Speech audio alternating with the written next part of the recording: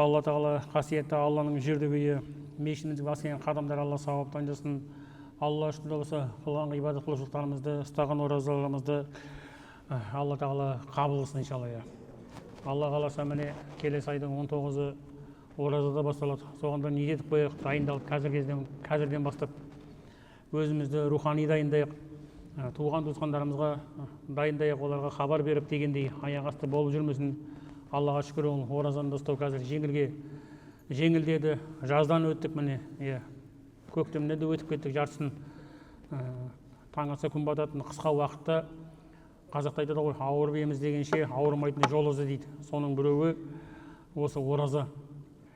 Яғни ол оразада адам бір жыл бойы тамақ ішкеннен кейін бір айда сол тазарады. Оның үстінде жаңағы күндіз жемеген тамақты кешке қосып ішу дұрыс емес. Пайғамбарымыз Мұхаммед саллаллаху алейхи ва саллям айтады, денсаулықтарың жақсы болған қаласаңдар, тамақты аз ішіңдер дейді. Асқазанда үш нәрсеге орын болсын дейді. Тамаққа, суға және ауаға деген.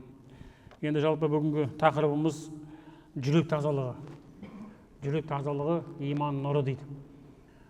Яғни осы оразамыз болсын, намазымыз болсын, Аллаға деген құлшылығымыз болсын, зікіріміз болсын, Құдай үшін деп берген Құдай садақамыз болсын, осының барлығы мақсаты жүрек тазалау.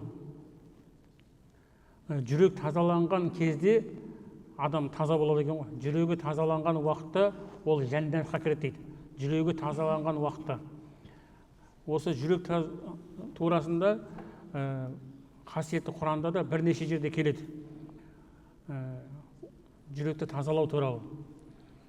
Шуғара сүресінің 88-89 аяттарында Алла тағала айтады, қай күні дейді? Сол күні, яғни махшар майданы күні, қиямет күні сенің дәулетіңде, әулетіңде пайда бермейді, пайда береді тек қана сен маған таза жүрекпен келсең дейді. Яғни біздің артымыздан біз қабірге дейін бізбен ілесіп баратын үш нәрсе болады дейді, пайғамбарымыз Мұхаммед саллаллаху алейхи ва саллям. Ол біздің жиған терген мал мүлкіміз, біздің туған туысқандарымыз және Алла үшін істеген амалдарымыз дейді. Екі нәрсе қайтады дейді. Ол мал мүлік, дүние мүлкін қайтады дейді артқа. Және де сеніңмен бірге барған туған туысқандардың артына қайтады дейді. Сенмен бірге кететін не дегенде, ол біздің мына тірі кезде жасаған жақсы амалдарымыз және жаман амалдарымыз бар екен. Сонда Алла тағала әділ. Ол ешкімге қылдай да қиянат жасамайды. Әркім өзінің мына дүниеде не ексе, қандай жемісін сол жерде көреді екен. Әр адам баласы баласын тәрбиелейді, ақшасын жинайды, басқа қылады, егін егеді, көктемде өзінің бақшасына керекті заттарды егеді, соның нәтижесін күтеді. Оған қандай еңбек салған болса, маңдай терін төккен болса, сондай жемісін алады. Тура сол секілді мына қысқа қамшының самдай қысқа ғұмырда біз не қылдық, не істедік, қандай амалды қылдық, бұл дүниеде сұрау жоқ. Ол дүниеде сұрақ емес, ол дүниеде жауап жоқ. Яғни оның ана дүниеде осы амалдың істегеннің жемесі сол дүниеде деген, ақыретте яғни. Мына дүниеде біз қандай да бір қылмыс жасасақ та, қандай бір басқа да бір үлкен күнәларды жасасақ та, біз тірі аман есен жүруіміз мүмкін. Және де сондай болып көрінуіміз де мүмкін. Бірақ Алланың алдына барған кезде әділ сот болады дейді. Әділ сот. Ол жердегі таразы ең таразысы әділ таразы дейді. Сол жерде адамның өзі бет пердесі ашылатын уақыт дейді ғой. Сол үшін осындай уақытта Аллаға шүкір жақсы заманда өмір сүріп отырмыз. Екі қолға бір күрек өзінің отбасын асырайын деген адам асырап тұр. Аллаға шүкір, тамағымыз тоқ, киіміміз көк. Қазіргі кезде Аллаға ғибадат етіп, құлшылық етіп, білім алып, балаларымызды дұрыс бағдар беріп, тәлім тәрбие беретін заманда өмір сүріп отырмыз. Осындай нәтижеге келу үшін біздің ата-бабамыз қанын төкті. Өзінің қанын төгумен қоса тек қана жанын берді. Найзаның ұшы, білектің күші, табанақы, маңдай термен ұлан ғайыр жерді біздер үшін алып берген екен. Аллаға шүкір, осындай заманда өмір сүріп жатқанымыз үшін біз Аллаға мыңда шүкір деуіміз керек. Аллаға шүкір. Енді былай қарасаңыз, таза жүрек дейміз ғой. Ол жүрек екі түрлі болады. Біреуі тәндегі жүрек, яғни біздің материалды жүрегіміз. Екіншісі біздің рухани жүрегіміз. Кім айта алады, мысалы, әрбір жүректі алып кетсе адамдардың, мына адамның жүрегі кір екен, мына адамның жүрегі таза екен деп біз дәрігерлер айта ала ма? Немесе сол жүректің қасына басқа бір жан-жануардың, хайуанның жүрегін қосып қойса, одан қандай айырмашылық бар? Адам мен хайуанның арасындағы жүректердің арасында, немесе адамдардың арасындағы жиған жүректердің арасында қандай айырмашылық бар? Бәрі бірдей де. Бірақ олар жерде қандай айырмашылық болады? Жүрек таза дегені иман деген нәрседе болады. Иман деген не? Жүректе, рухани жүректе, яғни Алла тағала бізге сол жүректер не қылды? Сол жүректерінді тазалап, сол жүрекке жан берді. Ешкім ол жүректі батарея салып, немесе тоққа қосудан ешкім зарядтамайды. Алланың берген ғұмыры дейді ғой. Алланың берген саған безілемейді емес, санап берген ғұмыры таусылған уақытта ол жүректе әрі қарай ешкім соқтыра алмайды. Мың жерден қандай стенд қой, мың жерден қандай батарея қой, әрі қарай ешкім соқтыра алмайды. Өйткені Алланың әмірі келді. Тоқтасын деген. Болды, тоқтайды ол жүрек. Көрдіңіз бе? Сол тоқтағанға дейінгі уақытта ол біздің уақытымыз. Яғни біз бақыттымыз. Біздің кеудеміз, жүрегіміз соғып тұр қазір. Алладан кешірім сұрауға, Аллаға құлшылық етуге, ғибадат етуге мүмкіншілік берген Аллаға мыңда шүкір деген шалая. Шәкәрім атамыз айтады ғой, Тәңір жолы ақ жүрек, сайтан деген қиянат, ақ жүректі ертерек ескердағы қыла дет дейді. Алланың жолына түс дейді, көбірек зікір ет дейді, көбірек намаз оқы, көп құлшылық ет, ғибадат ет дейді. Міне сенің жүрегің сол кезде тазарады дейді. Сол жүрегі таза адамдардың аузынан жақсы сөздер шығады, жақсы амалдар шығады. Және мейірімді, кешірімді болады. Ол барлығы да осы біздің жүрекке жинаған амалымызға байланысты екен, жүрекке жинаған. Біздің оқыған намазымыз, ұстаған оразамыз, Құдай үшін берген Құдай садақаларымыз, ол бізге пайда беру керек. Қай жағынан? Сол жүректі тазалау жағынан. Жаңа айтып отыр ғой, сайтан деген қиянат дейді. Біз мына өмір сүргеннен кейін бізге әртүрлі ой келеді. Ол ойдың өзі екі жақтан келеді. Біреуі жақсы ой келеді, біреуі жаман ой келеді. Сол екі ортада адамның жүрегі өмір сүреді. Егер оның жүрегінде иманы әлсіз болса, ол күнәға батқан болса, онда ол күнәлі істерді істеуге, сол шайтанның уәсуасына еріп кетуіне себеп болады. Аллаға шүкір, біз мұсылманбыз. Мұсылманда өзі екі-ақ байлық болады. Бірінші байлығы не? Ол Алланың берген иман байлығы. Ол мүгедек болсын, ол түрмеде жатса да, ол басқа әлемде жатса да, күннің ыстығында жатса да, күннің орманда жүрсе де, жалғыз өзі Жапанда, жаңағы қар жауған Сібірде жүрсе де, оның жүрегінде иман болса, ол үлкен байлық. Ол кедей болып кетсе де мына дүниеден, түрмеде жатып дүниеден өтіп кетсе де, ол жүрегіндегі ең үлкен байлық иман байлығы екен. Сол үшін Аллаға мыңда шүкір, Алла тағала бізге сол иман байлық берген үшін.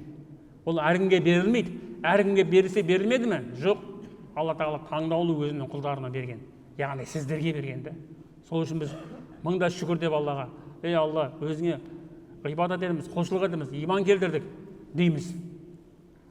Екінші байлық ол денсаулық екен. Дені сау адам мұсылманның шарттарында да бар ғой, дені сау болу керек, ақыл есі түзу болу керек. Ол дені сау адам намаз оқисын, дені сау адам ораза ұстайды, дені сау адам қызмет етеді, көп құлшылық ғибадат етеді. Ал қалғаны ол уақытша дүние. Бірде бар, бірде жоқ. Сол үшін де мына дүниеде өмір сүргеннен кейін көп дүниеге бой алдырмауымыз керек. Сол үшін көп дүниені уайымдап, қайғыға салынбауымыз керек. Қазіргі кезде Аллаға шүкір осы жақсы заманда тамағымыз тоқ, киіміміз көк уақытта көп адамдар ауруға шалынып жатыр. Не себептен? Осы уайымның, қасіреттің, қайғының себебінен. Сол дүниені, боқ дүниені қайғырған үшін. Мысалы, әртүрлі аурулар бар ғой қазір, мысалы. Қан қысымы дейді, жүрек ауруы дейді, сосын қант ауруы дейді, сосын жаңағы немене рак ауруы дейді. Осындай тіпті өкпе ауруы, асқазан ауруы да көп жағдайда адамның уайымға салынып кетуінен болады екен. Сол үшін Алла Тағала көп жерде бізге не дейді? Сабыр етіңдер дейді. Сабырдың ең жақсысы не дейді? Алғашқы соққыда дейді. Сол үшін Алла Тағала сізге ең дүниедегі баға жетпес байлықты берсе, оған қуанудың өзі қуана алмайсың. Өйткені қуанудың өзі жетпейді оған. Үлкен қуанышта ол. Бағасы жоқ оның. Айырбастай алмайсың басқа ештемеге.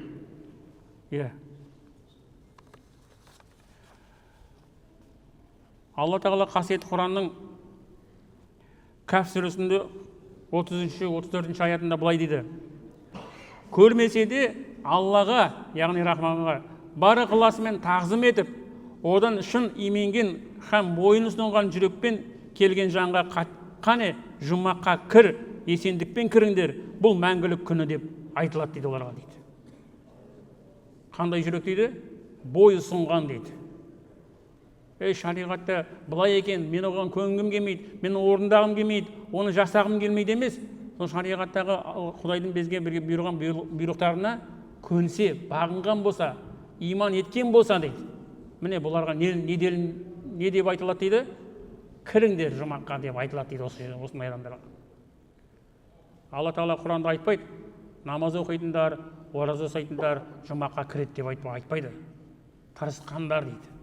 Таза жүрекпен келгендер дейді.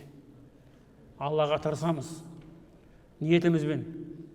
Бір адам болады, бәленбай миллион ақша өзінің қалтасынан бөліп, Құдай садақа жасауы мүмкін.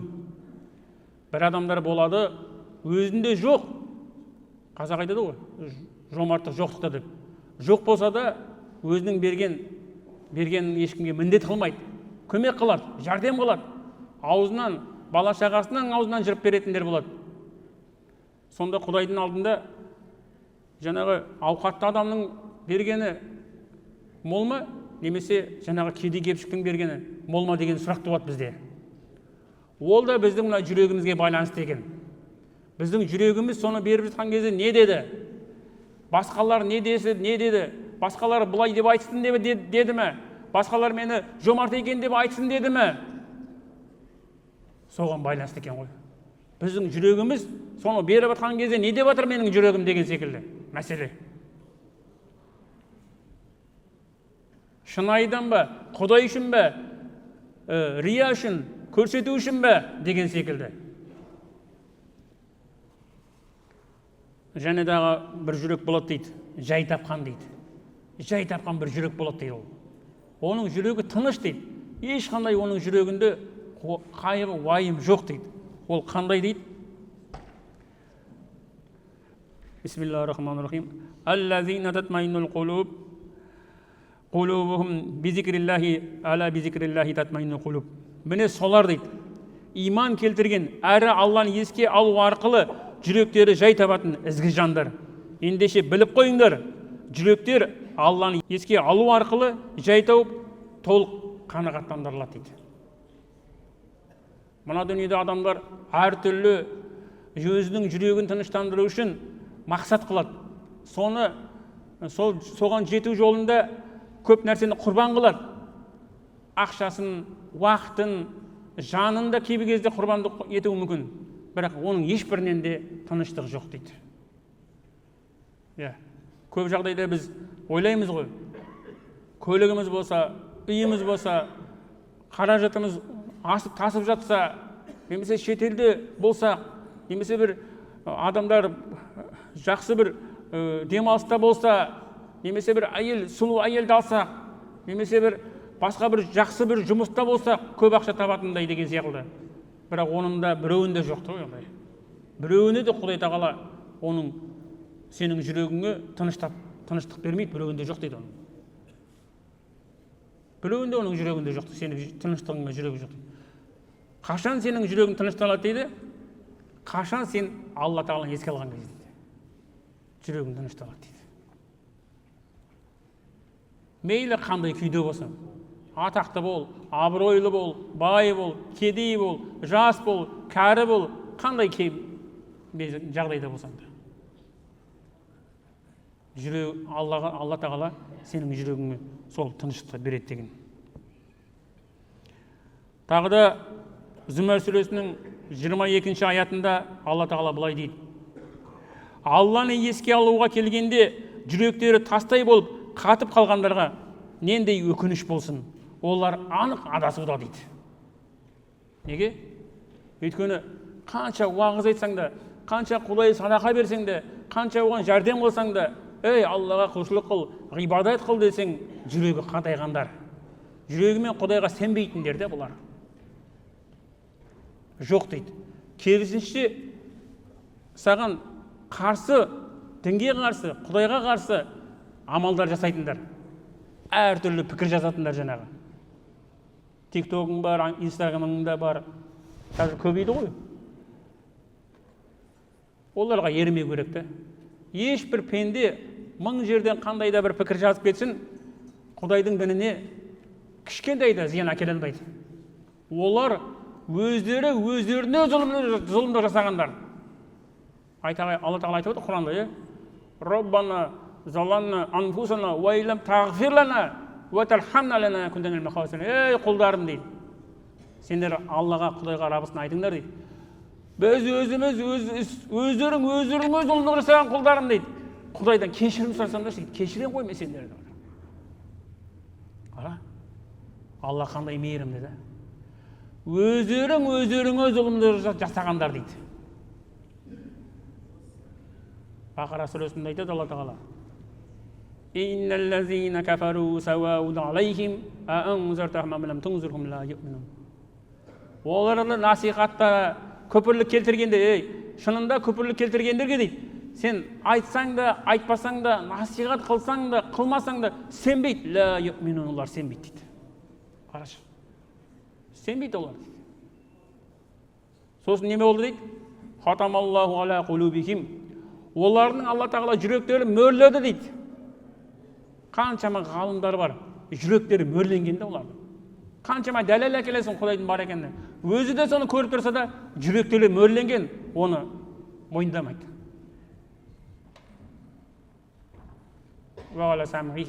Және олардың дейді, құлақтарын бітеп қоямыз дейді. Олар естімейді, білмейді. Және олардың көздеріне перде тартамыз дейді. Олар дейді, мына дүниеде өздеріне азап дайындағандар дейді. Қарашы. Ешкімге зиян жасай алмайды олар. Қырып кете алмайды мына дүниеде Құдай жоқ деп айтумен.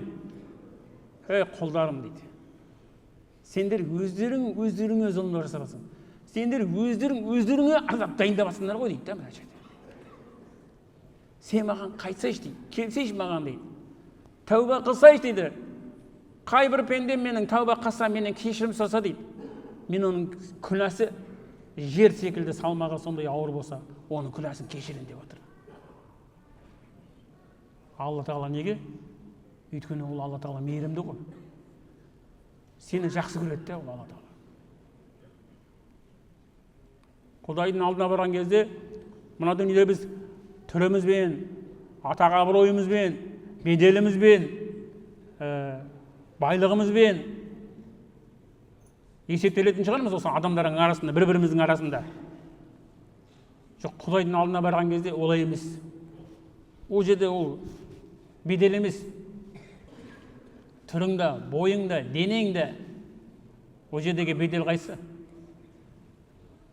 Жүрегің дейді. Жүрегінің тазалығы. Сол жүрегінің тазалығына қарай сен кіреді екенсің ғой жәннатқа. Жүрегінің тазалығына қарай. Ағара сүресінің 179 аятында Алла Тағала не дейді? Олардың жүректері бар дейді. Бұл қандай жүректер ал? Жаңағы өлік жүректер, өлген жүректер туралы айтып отыр. Бірақ онымен шындықты түсіне алмайды дейді олар. Шындықты түсіне алмайды дейді. Жүрегі бар, бірақ шындықты түсіне алмайды онымен дейді. Олардың көздері бар, бірақ онымен олар көре алмайды дейді. Сондай-ақ олардың құлақтары да бар, алайда олар тағы онымен ести алмайды дейді.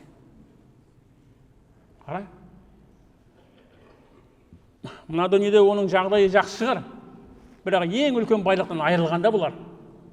Ең үлкен байлықтан айырылған бұлар. Сол үшін осы Аллаға шүкір, мына аязға қарамай, уақыт бөліп дегендей, көлігінде осы жерге бөліп дегендей, жаңағы жанармайын құйып, келгеннен кейін Құдайдан дұға етейік. Алла, осындай менің бауырым адасып жүр сыртта. Осындай менің қарындасым адасып жатыр. Алла Тағала, менің әке-шешемнің жүрегін бұрш өзіңе деп дұға етейік. Мұсылманның қаруы не деген? Мұсылманның қаруы дұға деген ғой. Әке-шешемізді тура жолға біз сала алмаймыз. Оларға уағызды айтуға хақымыз жоқ. Олардың сыртынан біз не істейміз? Дұға қыламыз. Алла Тағала, бұлардың күнәсін кешірші. Жоқ дегенде төменгісі жұма намазында. Болмаса 5 уақыт намаз бар. Айтпесе тахаджудқа тұр. Бәрін қорылып ұйықтап жатқан кезде бір құлы Құдайдан тұрып, Алла Тағала десе. Мына құлым ұйқыдан тұрыпты ғой дейді ол. Не керек саған айтсайшы дейді Алла Тағала. Қара, Құдайым менен құлым менен бір нәрсе сұраса, мен оның қолын бос қайтарудан ұялам дейді. Ұятсыздан Алла Тағала ұялып отыр ғой бізден. Алла Тағала бізден ұялып отыр ғой. Құдай Тағала менен сұраса бір нәрседе, менің қолын бос қайтарудан ұялам дейді. Патшаңның патшасы, бастығының бастығы, бүкіл 7 қабат жер, 7 қабат солын жаратқан Құдай Тағала айтып отыр солай.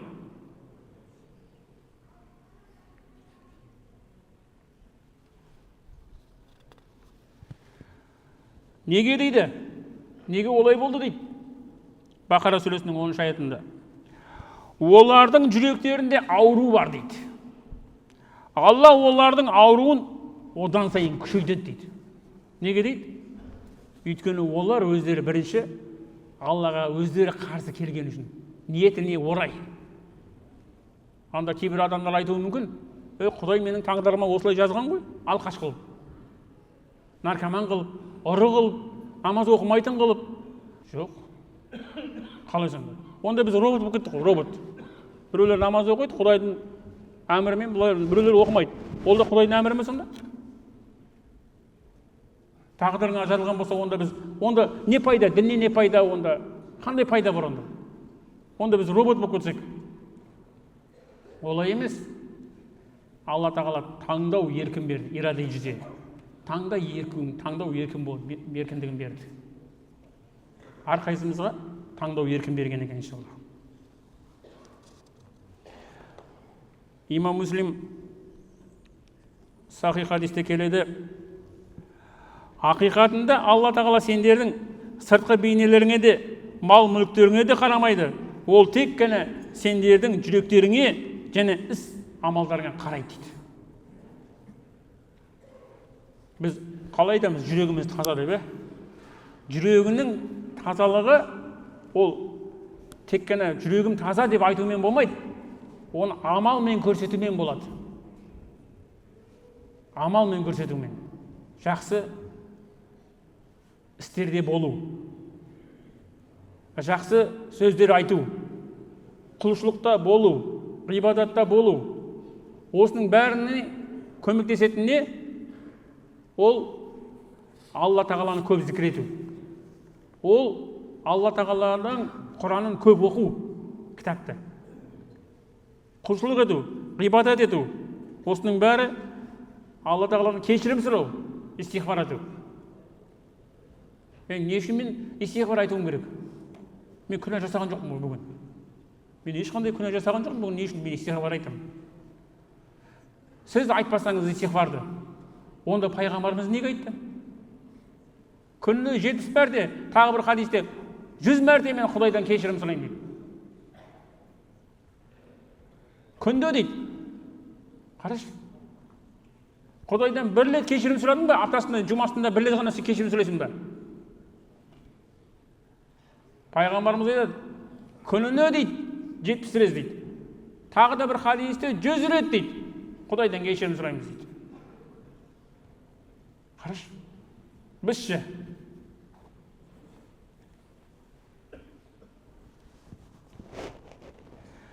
Худ сүресінің 3-ші аятында Алла тағала былай дейді: Раббыларыңнан жарылқау тілеңдер, оған тәуба етіңдер, ол сендерді керемет несібелермен рызықтандырады дейді. Тәуба етіңдер дейді Алла тағала. Тәуба дейді. Тәубаның шарттары бар. Тәуба еткен адам сол істеген күнәсін қайталамау керек. Оның ең негізгі шарттарының бірі осы. Бір-бірімізге жәрдем қылайық иншалла. Алла ниетімізді қабыл болсын. Аллахумма салли ала саййидина Мұхаммадин ва али Мұхаммад. Амин би рахматика. Аллах.